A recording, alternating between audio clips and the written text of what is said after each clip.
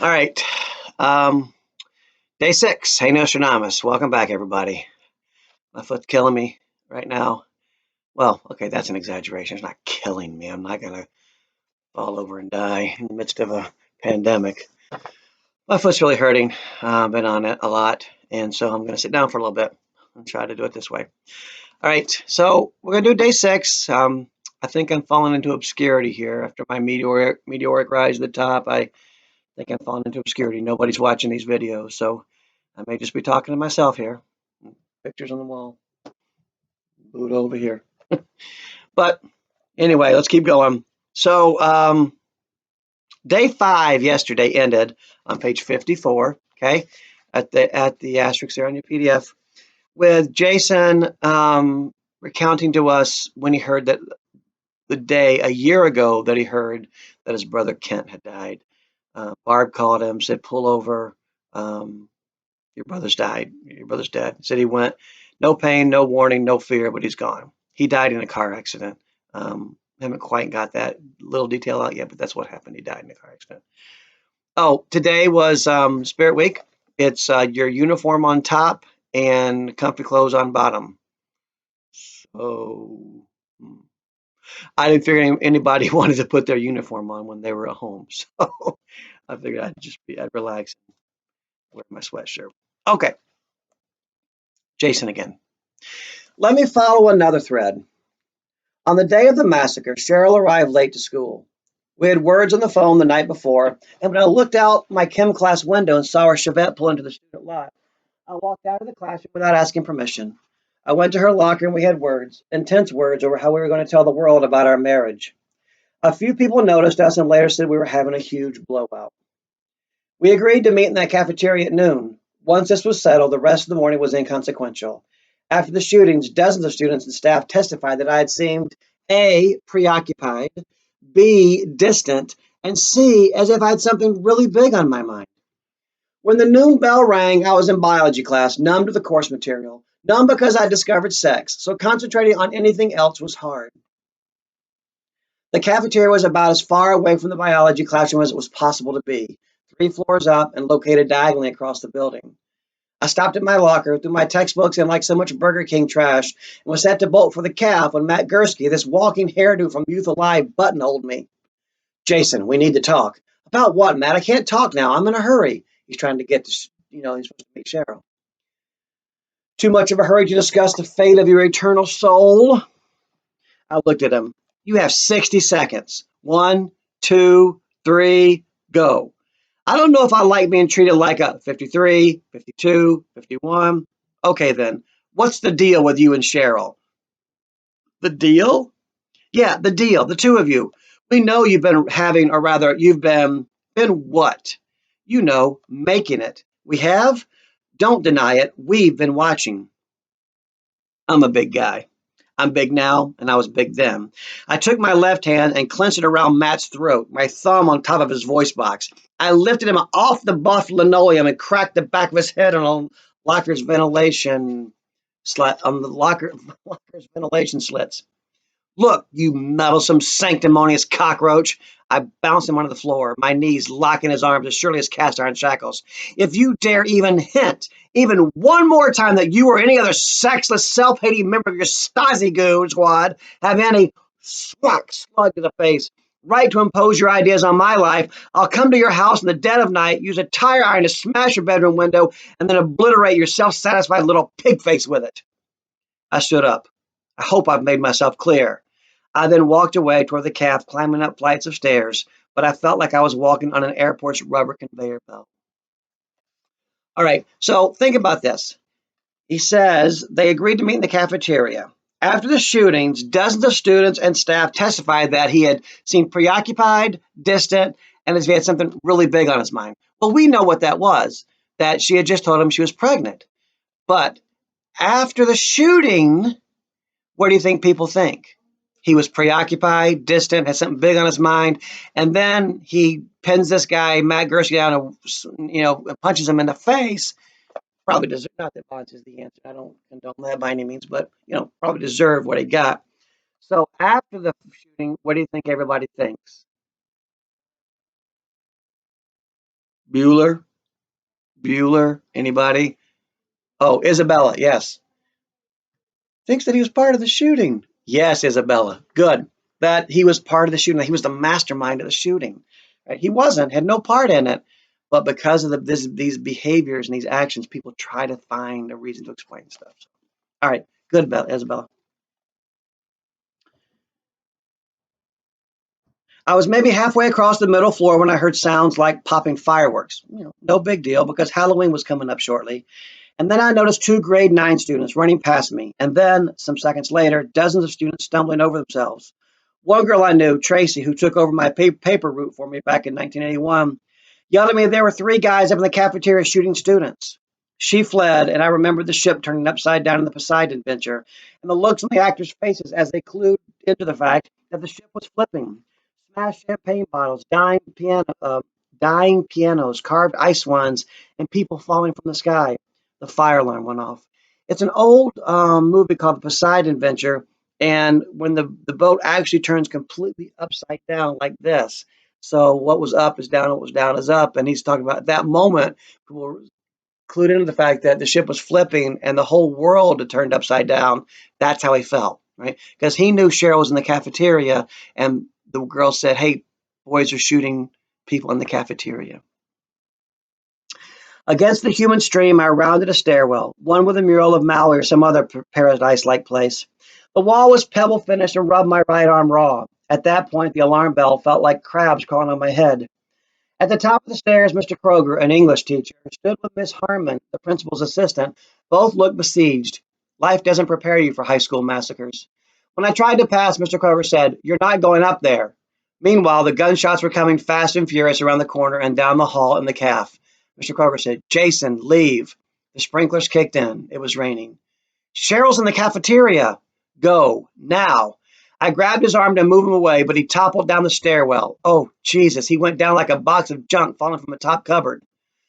The shots from the calf continued. I ran toward the main foyer leading there. Bodies lay all around like Halloween pumpkins smashed on the road on the morning of November 1st. I slowed down. Only one of the foyer's front windows hadn't been blasted out, and sprinkler water was picking up patches of light reflected from the trophy cases and the ceiling fluorescents.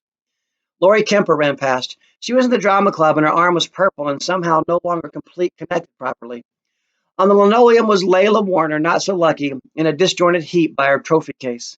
Two other students, equally bloody, ran by. And then there was this guy, Derek something, lying in a red swirl of blood and sprinkler water, using his arms to drag himself away from the cafeteria doors. He croaked, "Don't go in there." "Jesus, Derek." I grabbed him and hauled him back to the stairwell. Inside the calf's glass doors, I saw three of the school's younger loser gang wearing camouflage duck hunting outfits. Two of them were arguing, pointing rifles at each other, while the third guy with a carbine looked on. Students were huddled under the banks of tables. If they were talking, I wasn't hearing anything, maybe because of the fire alarm and the sirens and helicopters outside. Once I entered the main foyer, what I remember is the silence in spite of the noise. In my head, it might just as well have been a snowy day in the country. I thought to myself, well, a rifle's a rifle. You can't go in there unarmed. I scanned the immediate environment to find something, anything I could use to kill a human being. The answer was just outside one of the blown out windows, smooth gray rocks from the Capilano River, inside tree planters as a means of keeping cigarette butts out of the soil. I walked out of the window hole and saw riflemen and ambulances and a woman with a megaphone. Up the hill were hundreds of students watching the events from behind eat cars. I could see their legs poking from below. I grabbed a river rock the size of a cantaloupe, it weighed as much as a barbell, and walked into the cafeteria. One of the gunmen lay in a heap on the floor, dead. We know from Cheryl that the other two gunmen shot him when he repented for what he had done. I yelled to the guy standing over him, "Put that gun down." "What? You have got to be." He took a shot at me and missed. Then, in the best shot of my life, I estimated the distance between us, the mass of the rock, and the potential of my muscles. One, two, three, pitch, and the evil bastard was dead. Instantly dead, as I'd learned later. Justice. And then I saw Cheryl. The carnage of the room was only now registering. The dead, the wounded, the red lakes by the vending machines. I climbed under a table and held Cheryl in my arms. I whispered her name over and over, but her gaze only met mine once before her head fell back, her eyes on the third gunman, who had been captured beneath a large, heavy tabletop.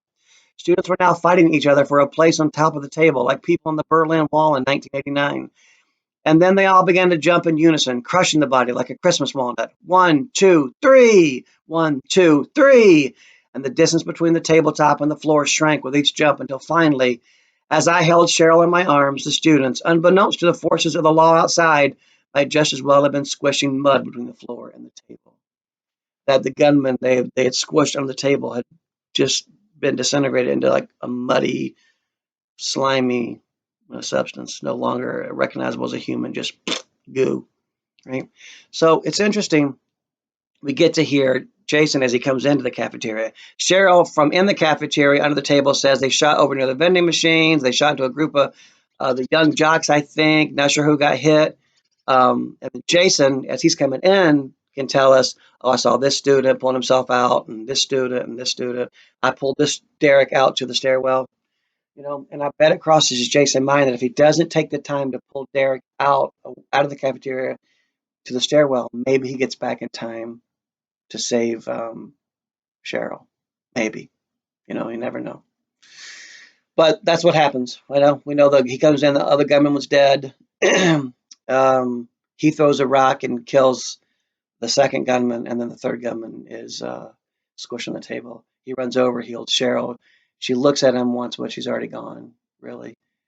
She dies in his arms there. Imagine that trauma. Imagine living with that trauma for the rest of your life, that you're married, she's pregnant, and on the day you find out she's pregnant, just a couple weeks after you got married, you're still in high school. The love of your life is there in your arms, dying, right? And you were supposed to meet her there. And on the way there, you got stopped by Matt Gursky, which slowed you down. And then the teachers, and it makes sense. They try to keep him from going to the cafeteria, but the teachers stop him, and he tries to get Mr. Kroger out of the way, and he actually throws him down the stairs, which is just going to add to the fact that after we're going to think, oh, and he threw Mr. Kroger down the stairs too. He probably clearly was involved in all this.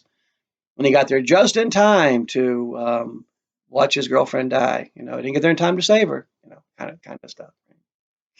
All right, it's a few minutes later, and I'm sitting shirtless on a smooth driftwood log that escaped up from a boom up the coast. The air smells of mussel shoals, and Joyce and Brody are in the low tide chasing the long-suffering seagulls. The dogs seem able to amuse themselves without human intervention, which allows me to be expansive for a moment. Okay, here's something which kind of ties into all this. One of my first memories. It's of my father, Reg, making me kneel on the staticky living room rug. I'd just been watching fireworks on the TV. It was the American Bicentennial Summer, 1976, so I was 5. I'd been changing channels and lingered a microsecond too long, a game show where a rhinestone blood temptress was showcasing a fridge freezer set about to be won or lost. Probably something like The Price is Right, one of those shows. Reg, detecting lust, sin, temptation, evil, slapped the off button and then made me say a prayer for my future wife, who may or may not yet be born. I had no idea what she was supposed to look like, so I asked Reg, whose response was to scoop me up and wallop the bejesus out of me, after which he stormed out into his car and drove away, most likely to a men's religious discussion group he enjoyed bullying once a week. My mother peeked out from the front window and turned around to me and said, dear, in the future, just think of an angel. From then on, I could never look at a girl without wondering if she had been the target of my prayer, and the bellies of pregnant women counted too. When I first saw Cheryl in ninth grade, it was obvious that she was the antenna who'd been receiving my prayers. You just know these things. And when she became religious, that was my confirmation. Sitting here on my log, I can feel women looking at me with the soul-seeking radar I once employed looking for my future wife. It's younger soccer mom types mostly, married here on the beach on a workday, frazzled from handling oversugared toddlers, cranky from too much sun. There are some teenage girls too, but being on the far side of my 20s, I'm pretty much invisible to them. A blessing and a curse. When I say I can feel women looking at me, I mean it in the sense of feeling hungry. You know you're hungry, but when you try to explain that, you can't. And it's as if I feel the thought rays of these women passing through me. But that sounds wrong. Maybe it's just lust. Maybe that's all it is. The concession stand is down the beach, not far from where I'm sitting. Popsicles, fish and chips, and onion burgers. Cheryl worked there in her last summer. She really loved it because there were no alive people there. I can see her point. If you'd met me before the massacre, you'd think you just met a walking storage room full of my father's wing-ding theories and beliefs. That's assuming I even spoke to you, which I probably wouldn't have done because I don't speak much. Until they put a chip in my brain to force me to speak, I plan to remain quiet. If you'd met me just before the massacre, you'd have assumed I was statistically average, which I was. The only thing that made me different from most other people my age is that I was married. That's it. I suppose that given my father and my older brother, it was inevitable that I'd be plunked into youth alive. Individually, its members could be okay, but with a group agenda, they could be goons. They, more than anything, are the reason I remained mute. Dad was thrilled Kent was the local alive grand poobah. And at dinner, he liked nothing more than hearing Kent read out statistics about conversions, witnessings, and money raisers. Sorry. If they ever argued, it was over trivialities. Should a swimming pool used in rituals be the temperature of blood, or should it be as cold as possible to add a dimension of discomfort? The answer, cold. Why miss an opportunity for joylessness? Cheryl stayed for supper a few times at our house, and the meals were surprisingly uneventful. I kept on waiting for Dad to pull back a curtain to reveal a witch dunking device, but he and Cheryl got on well. I suspect because she was a good listener and knew better than to interrupt my father. I wonder if Dad saw in Cheryl the kind of girl he thinks he ought to have married, someone who'd already been converted rather than someone he'd have to mold and then psychologically torture, like my mother. After our marriage, we all had dinner together just once before Kent went back to school in Alberta. Kent and the peeping Tom from Alive were beginning to spy on us by then, and I've never really been sure whether Kent told Dad about Cheryl and me. If he had, it wouldn't have been with malice. It would have been item number 14 on the agenda, sandwiched between the need for more stacking chairs and the recitation of a letter from a starving waif in Dar es Salaam who received $5 a month from the Clausen family. In any event, my father treated Cheryl and me more like children than adults, which felt patronizing to me. If he knew we were married, he'd treat us like man and woman instead of girl and boy. Because of that dinner, I knew I soon had to devise a way of announcing our marriage. I wanted a proper dinner in a restaurant, and Cheryl just wanted to phone a few people and leave it at that. Joyce is a liquid snoring heap by my apartment's front window. It's not so much an apartment, it's more like a nest, but Joyce doesn't mind. I suppose from a dog's perspective, a dirty apartment is far more interesting than one that's been heavily Windexed and vacuumed. Do I keep the place dirty to scare people away? No, I keep it dirty because Reg was a neat freak. Cleanliness, godliness, pathetically predictable. I know. The only person I'd ever allow in here would be Reg, if only to torment him with my uncleanness. But then again, nothing on earth would make me invite Reg into any home of mine. My answer machine tells me I have 7 new calls. No loser me. But I know they're mostly going to be about Kent's memorial service this evening. Will I be there? Will I show up? Yeah, sure, okay. I may be a disaster, but I'm not a write-off yet. Of course, I'll be needing something clean to wear, and if it's too late to haul my shirt pile to the dry cleaners, so I'll have to iron a dirty shirt, which is dumb because it permanently bakes the crud into the fabric. I now have to go find the shirt, excavate the iron from under one of dozens of piles of crap, put water into it, and clear a spot on the floor to put the board up in. It's easier to write. More about the massacre. There was some lag time between when the third gunman, Duncan Boyle, was downed and when kids started leaving the calf. Even the kids closest to the door took a while to make the connection between gunlessness and freedom. If anything, students gravitated toward their killers' corpses, I think to make a visual confirmation of death. The alarms were still blaring and the sprinklers were still raining on us, and there were just so many kids dripping with both blood and water. I was glued to Cheryl. My arms actually made suction noises when I moved them.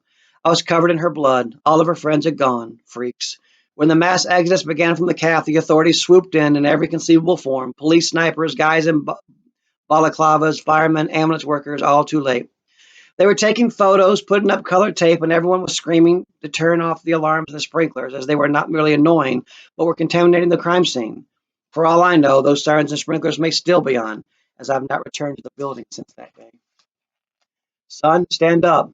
It was an RCMP guy with a big RCMP mustache they're all issued once they earn their badge. Remember, that's Royal Canadian Mounted Police. Another cop looked at me and said, "That's the guy." So apparently I'd now become the guy. I should describe at this point what it's like to hold a dying person in your arms. The first thing is how quickly they cool off, like a dinner on a plate. Second, you keep waiting for their face to come back to life, their eyes to open.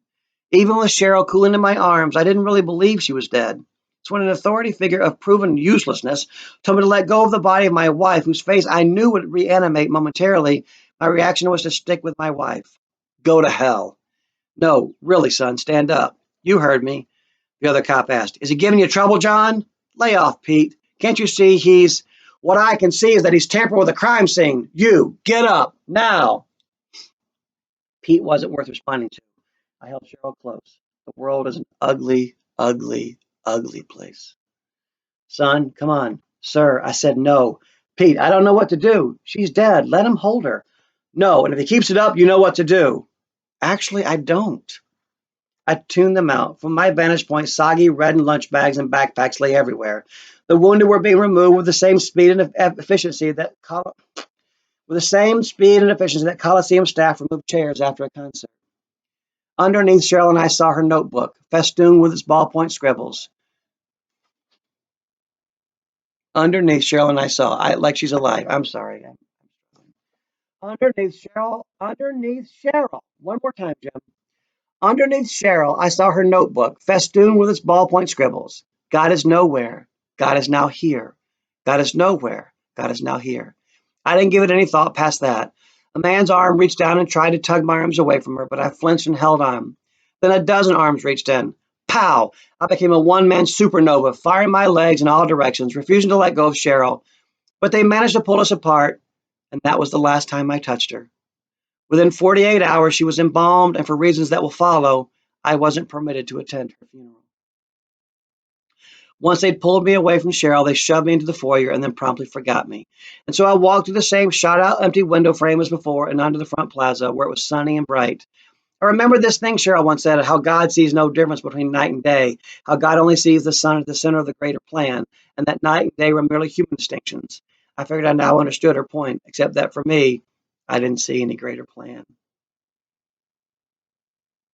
All right, that's 20 minutes. That's good. We'll pick up there next time. Um, he'll go on and tell us what happens after the shooting, how he's accused of being the mastermind, how it ruined his life, how everybody turned on him, and how it's made him who he is. You know, imagine imagine your wife, your pregnant wife, has been killed and she dies in your arms, and then afterwards you're accused of being the mastermind for the whole thing. Say goodbye to everybody. We're closing it up here. Bye. Can I have your phone, Daddy? Yeah. All right. Let's close up shop. I'll finish this up. I'll put it up on today. You'll see it, and pick back up for day 7 tomorrow, or maybe later today. I'll do it. Okay. All right, folks. I miss you. I really do. I know I keep saying that, but I wish I could see you and we could um, be together for your senior year. I know that's difficult. So. All right. See you later. Bye.